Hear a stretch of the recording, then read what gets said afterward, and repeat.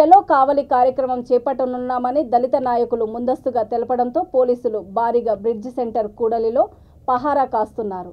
కావలి Telugu Desam party దళిత నాయకులు ఏ వైపు నుంచి వచ్చి చలో కావలి కార్యక్రమాన్ని చేపడతారోనని పకడ్బందీగా 50 మందికి పైగా పోలీసులు బ్రిడ్జ్ సెంటర్ కూడలిలో పహారా కాస్తున్నారు.